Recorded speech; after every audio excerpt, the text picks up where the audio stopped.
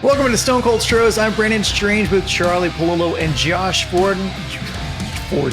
Josh Forden. You're Josh Forden. Go follow them on X at Polillo and at Josh Jordan 975. Josh Forden is another guy. On today's episode, for 2 glorious nights, Houston put the hot in Hotlanta, but that was before snapping back to reality in the finale. An ugly part of that reality has been injuries, to which you can now add Altuve to the list of the hobbled, while Paredes is trying desperately to get himself off that list.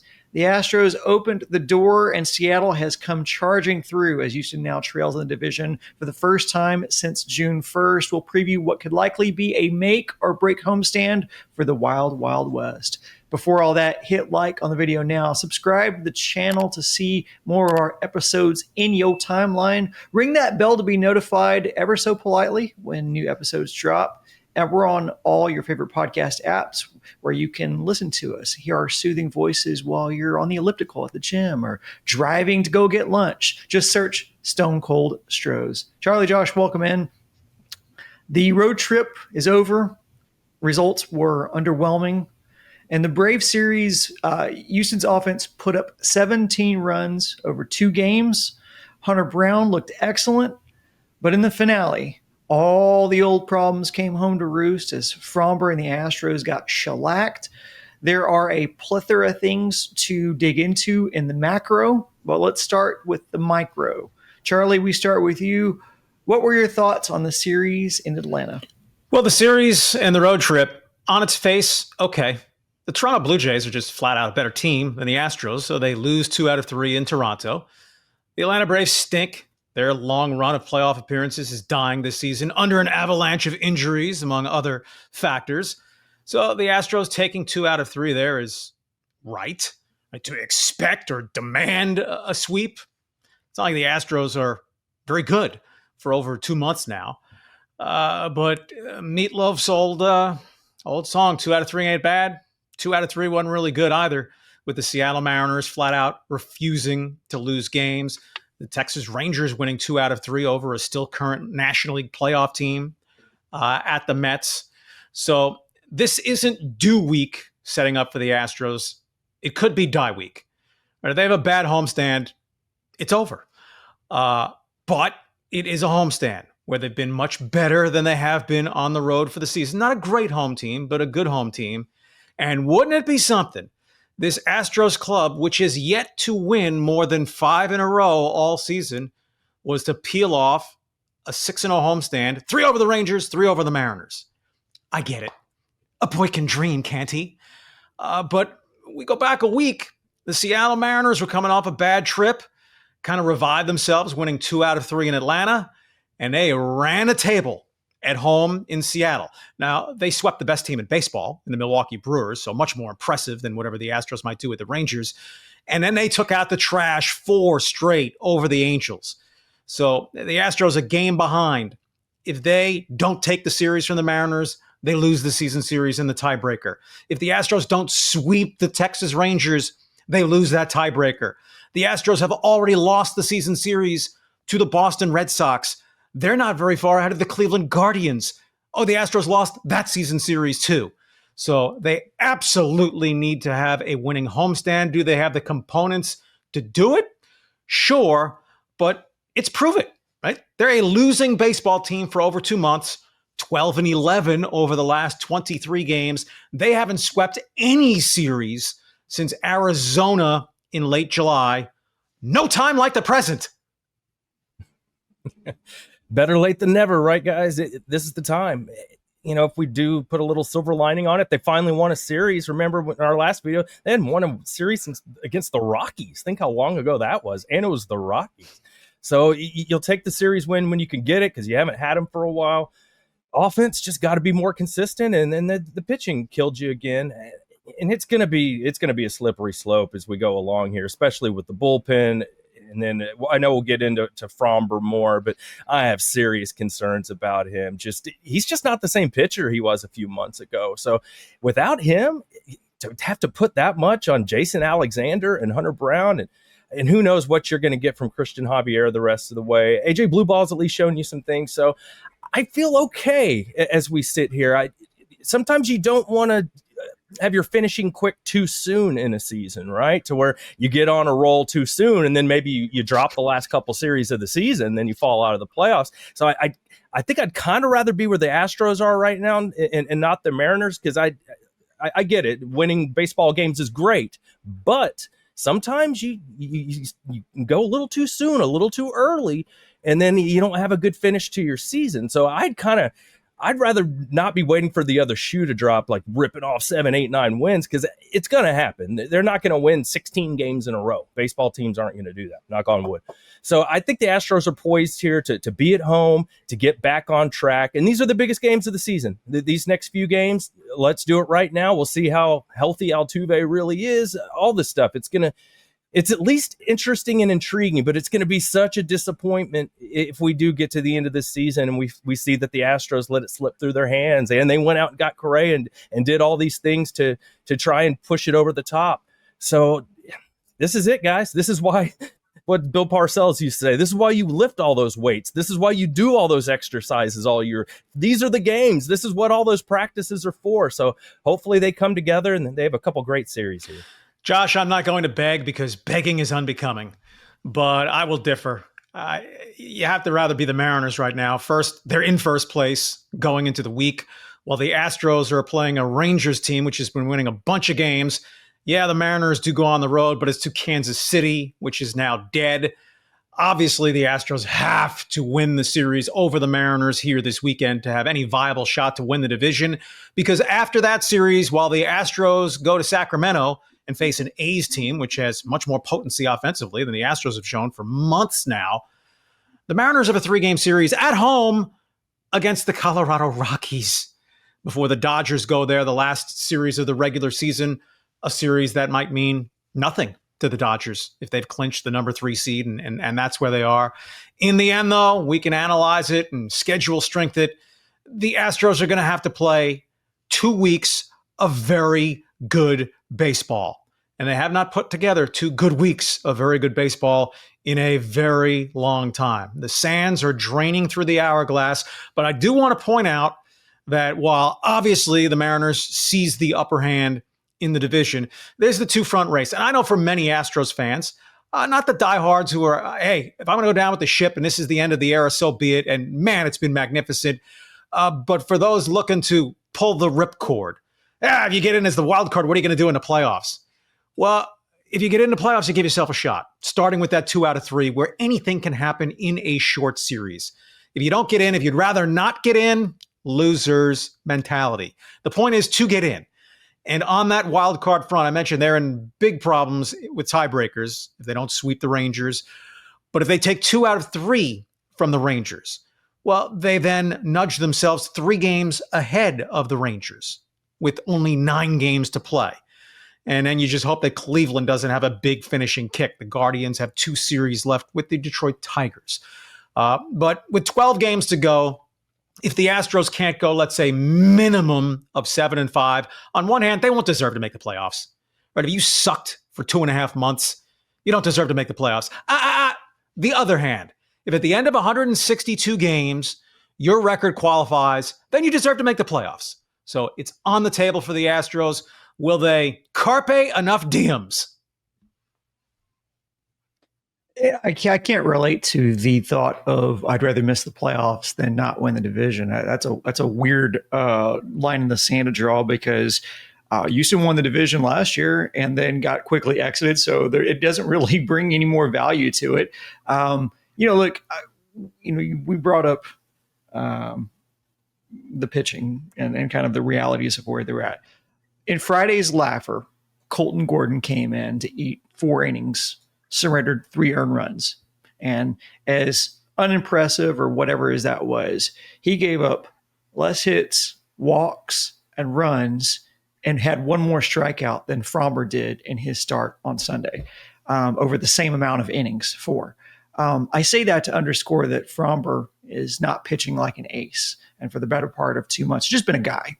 And we talk about, Josh talked about putting so much on Alexander. Well, let's talk about Alexander. Over his last 7 starts, 3-0, 2.20 ERA, 41 innings pitched, 9 walks, 25 strikeouts, a whip of under 1. Whereas Fromber's last 7, 1-5, 6.25 ERA, 40 innings pitched, 17 walks compared to 9 for Alexander, 29 strikeouts, so he has 4 more, and a whip of 1.56. It's crazy. I guess so. My question is we talk about the Fromber, the duality of Fromber this season, because his ERA for the season is still sub 4, but it's climbing quick. If the season came down to, let's start here. Exactly how cooked is Houston if Fromber continues to pitch at this level of production? In terms of the division, cooked to a burnt crisp.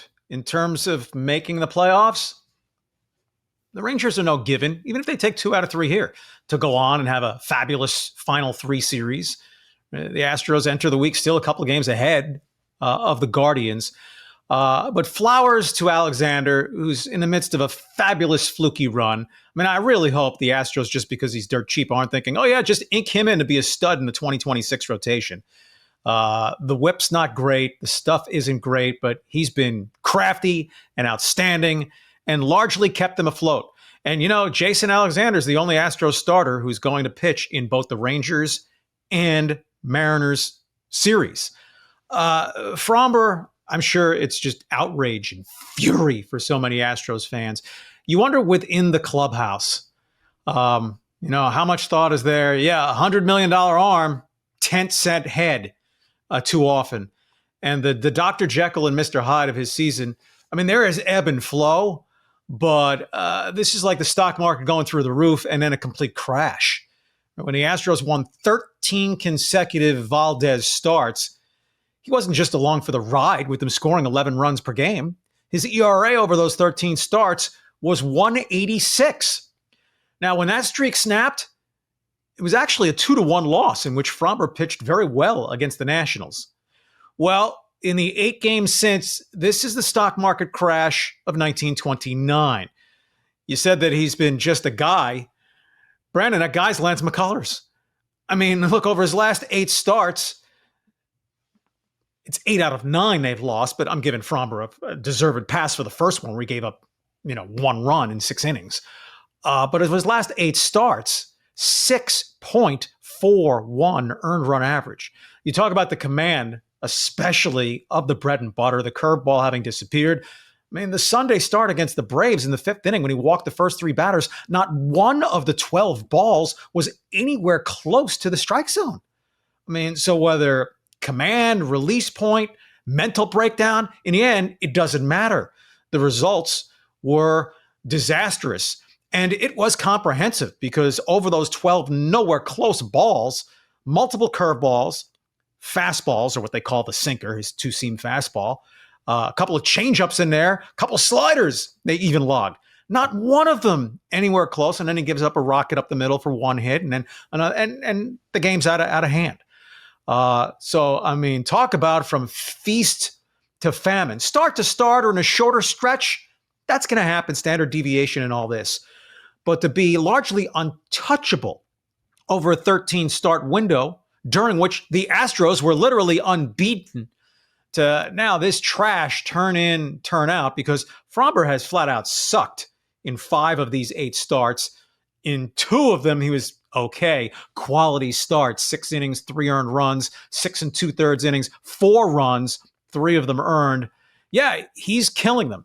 He has been pitching, which individually the days you pitch, you're the most important player on the team, to what Jose Altuve has been offensively over the last 30 games, batting 175 with a 552 OPS. Yeah, your best players, a lot of them are in a free fall right now, and it doesn't look like it's getting better anytime soon. We know with Altuve, he's just one of the streakiest ball players. It could just be totally awful or totally awesome. With Fromber, it's each month tells you a whole lot. His ERA in June, 1.74. ERA in July, 2.16. Then you get to August, 5.64. Then you get to September, 6.75. I don't like the way these numbers are trending, guys. And the eye test tells you the same thing. He's having trouble getting guys out. It's not like it was early in the season. And I do think the some of the friction in the clubhouse is part of this. And we're seeing reports that he's been tweeting some things reportedly. We think it's him. I don't know for sure, but he doesn't seem to be super happy. And look, all good things come to an end. We didn't expect Fromber to be back after this season, but it would be nice if we could just finish this thing strong and in a good place and try and win another championship together and then part ways. But it's just not feeling like that right now, guys. Something's just off with Fromber. It's just the walks. They haven't been a consistent issue from him from start to start, but when they pop up, they really snowball. I mean, if you look what he did in that finale, he only pitched 4 innings. He gave up 6 hits and walked 4 guys. I mean, it doesn't get much worse than that. He's got to turn this thing around, but I don't have a confidence that it's going to happen. He's just so volatile, and the way that things have been trending, I just haven't seen anything to jump out at me like, oh, we can turn this around, flip it 180 and improve here. So maybe if they actually get into the postseason, that sparks something with Fromber, but I think you just kind of got to hope the best with him. And, I hate to tell you, but I don't like where this is headed. I just don't. He can't get anybody out right now, and I don't think his teammates are getting along with him very well either. And it's not like he's going to settle wherever he winds up for 1 year, $12 million. But Fromber is costing himself a freaking fortune. We don't have to stay on this too long, but I did want to ask the question. I almost asked it instead of that one, but I thought that was probably the more important question. But just real quick.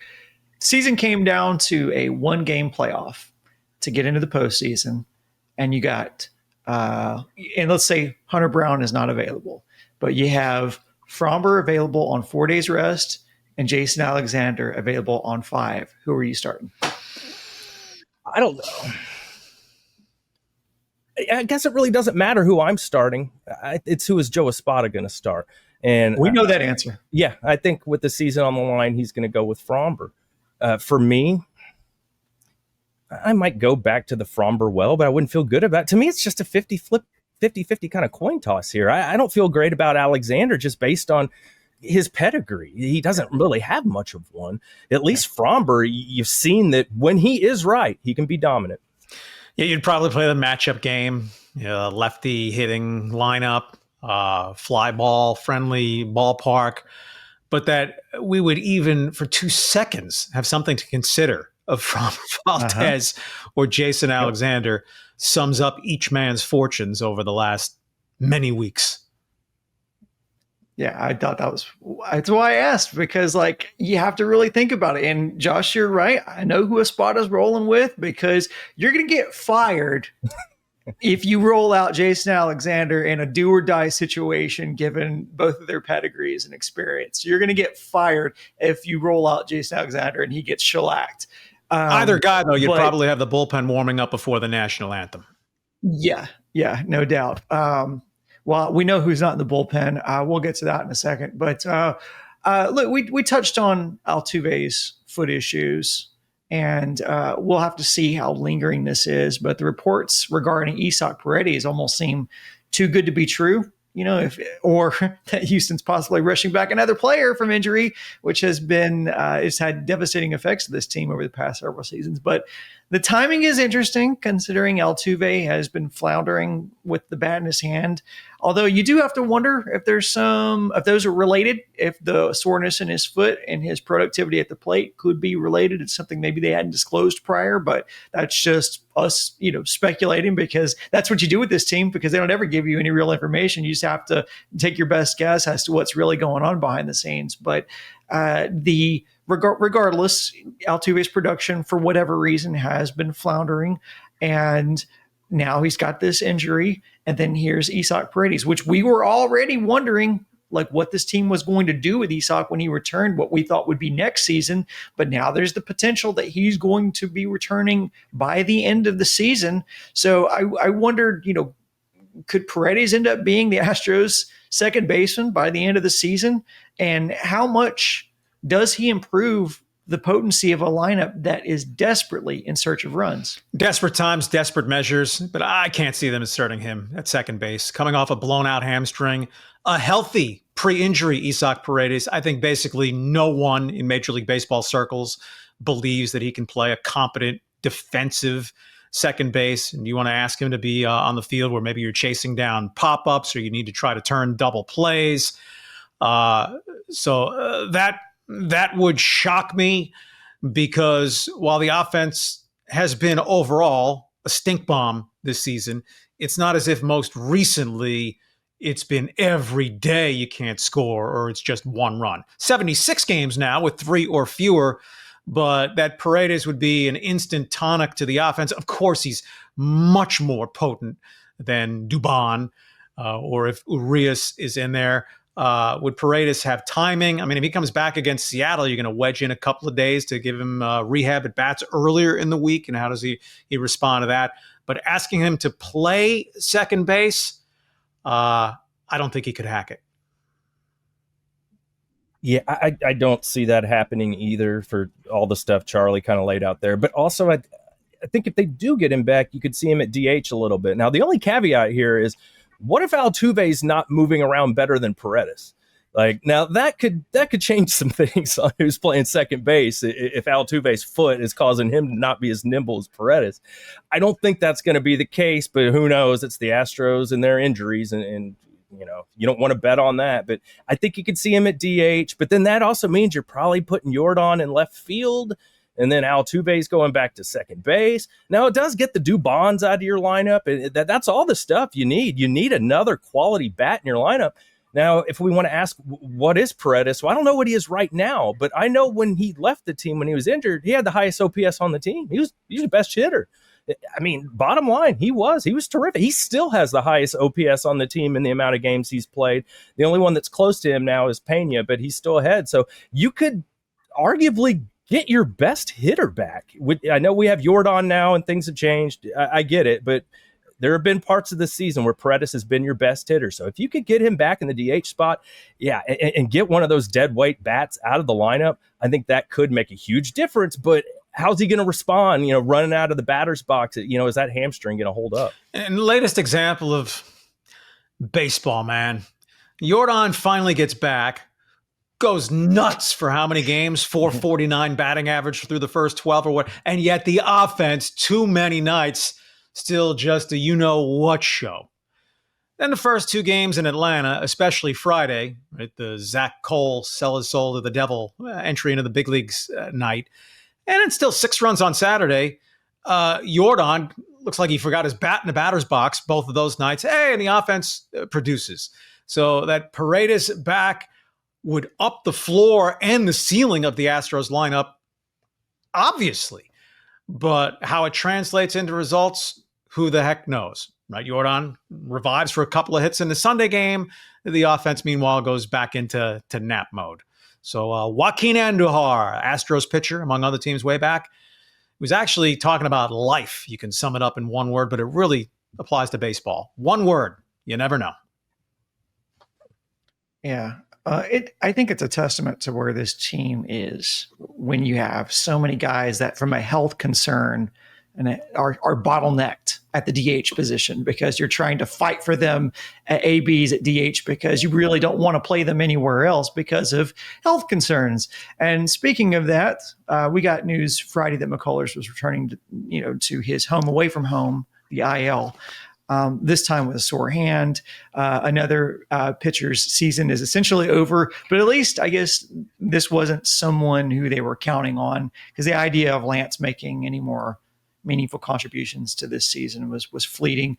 They'll shut him down, and I think we'll probably just we'll go through this again next year. We'll just see if he has any setbacks over the offseason. If he does, how long does it take him to ramp back up? And then how long, when do we see him? How many innings can he throw? And then how long is it before the other shoe drops? I don't want to besmirch Lance or take anything away from Lance as the player, but I think we're all kind of done with this ride, this carousel ride that we're on. But congrats. I think he may have tied a league record for most officially listed different injuries to be placed on the injured list in one season. Well, there is that. But yeah, it's The real question is, when he comes back, how many runs will he serve up before the team finally has to make a tough decision on a guy whose passion for the game is evident, but unfortunately surpassed by his body's inability to stay healthy. Final thoughts before we're out the door.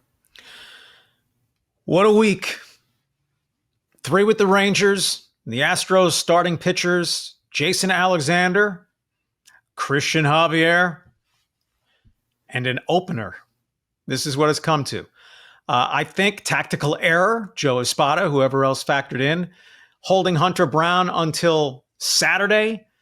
He will not face the Rangers. Well, if he faced the Rangers, he would not have faced the Mariners. I think the Astros took the view that, we're going to put away the Rangers, or they'll put away themselves. It's all about Seattle. It's all about Seattle. It might not be all about Seattle. And on top of that, with Hunter Brown not pitching until Friday against the Mariners, that means his next turn won't be until the following Wednesday against the Athletics. And then last day of the regular season, if the Astros have to win to be in, the only way Hunter Brown is available is on 3 days rest for the first time in his career. Had he gone in the Friday game in Atlanta, he could have gone Friday, Wednesday, Tuesday, and then if necessary that last Sunday, at least 4 days rest for all his starts. You hope it's not one final indignity to their pitching staff waiting to happen. For better and worse, Hunter Brown, Framber Valdez, 1-2 for the Mariners series Friday, Saturday. Yeah, it all comes down to this, right? And that's why I kind of talked about early, streaking too early. Even though you have these games where you get full game advantages by beating the Mariners and the Rangers, if you go lay an egg against the A's and the Angels, that's going to be a problem, because the Mariners, they're not just going to not ever win baseball games again. So I just like to keep in mind, being an Astros fan, we know this. Just because you go out and perform well in these series here, that doesn't mean you're going to get to the postseason. We very often have teams like the A's do damage to us at the end of the year, and it gets really dicey. So there's a lot of baseball to be played, even though there's only like 4 series left. A lot can happen in this amount of time. And then just as I look ahead to next year, guys, I'm kind of like, what is the starting rotation going to look like next year? My Lord, Hunter Brown, and we think Framber's gone, and who knows, Jason Alexander turns back into whatever he is. And you got Arrighetti and Garcia and all these elbow issues. Like, they really are going to have to put some things together building a starting staff next year, because as you've seen, like, just everybody's hurt, and a lot of guys that are hurt, you can't expect them to be ready to go at the beginning of next year. As the Astros have largely owned the American League West for fairly close to a decade, they've dominated within the division season in, season out. Not 2025, going to the Rangers series, trailing them, going to the Mariners series, even with them, going to the A's series, trailing them, and then there are the Angels. So, 12 games to play, all within the division. So at least for that stretch, it's now or never. And again, the tiebreaker circumstances, if they don't sweep the Rangers, they lose the tiebreaker to the Rangers. They have to take 2 out of 3 of the Mariners, or they're probably dead in the division anyway, but they'd also lose the tiebreaker. By the way, they would lose a 3-way tiebreaker if somehow Astros, Rangers, Mariners all wind up knotted together. They've lost the tiebreaker to the Red Sox. They've lost the tiebreaker to the Guardians. Minimum 7 wins necessary in these 12 games. Anything fewer than 4 of these 6 games, I think the division race, they're pretty much dead. Still alive for the wild card, but then as Josh talked about, they're going to need a really good road trip, and there's not a whole lot of cause for optimism about that at this point. One last reminder, if you're watching on YouTube, be sure to click like on the video. And if you listen on podcasts and apps like Apple or Spotify, please give us a 5-star rating while you're here. For Charlie and Josh, I'm Brandon saying so long. Have a great week. Thanks for listening. And as always, go Stros.